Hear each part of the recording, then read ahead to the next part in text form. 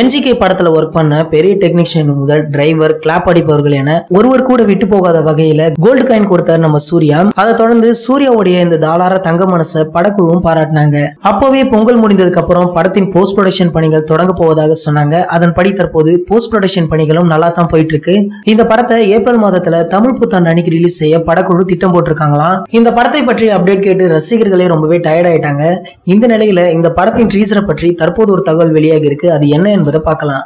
இந்த படத்தின் ட்ரீசர் அடுத்த மாதம் பிப்ரவரி 14 அதாவது காதலர் தினத்தன்று வெளியிட போவதாக படக்குழு அதிகாரப்பூர்வமாக அறிவிச்சிருக்காங்க.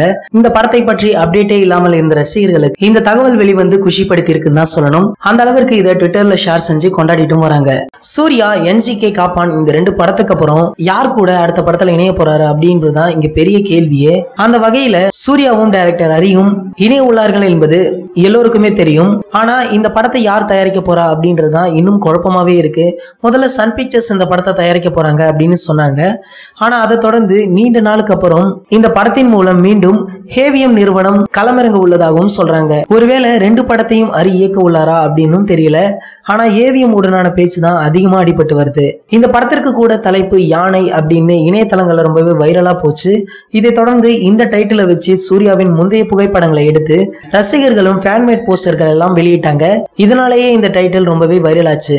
இன்னொரு பக்கம் என்ன சொல்றாங்க அப்படின்னா, சூர்யா இந்த 2 படங்களையும் முடிச்சிட்டு இறுதி சுற்று படத்துடைய டைரக்டர் சுதா கொங்காரா டைரக்ஷன்ல நடிக்க இருப்பதாக ஒரு தகவலும் கிடைச்சிருக்கு. இந்த படத்துடைய ஷூட்டிங் இந்தியாவுல சண்டிகர், அமெரிக்கா இடங்கள்ல மார்ச் மாதத்துல இருந்து தொடங்க போறாங்க அப்படின்னு ஒரு நியூஸ் போயிட்டு இருக்கு. இந்த வீடியோ உங்களுக்கு பிடிச்சிருந்தா லைக் பண்ணுங்க, ஷேர் பண்ணுங்க. இது போன்ற பல சினிமா செய்திகளுக்கு நம்ம சேனலை சப்ஸ்கிரைப் பண்ணுங்க.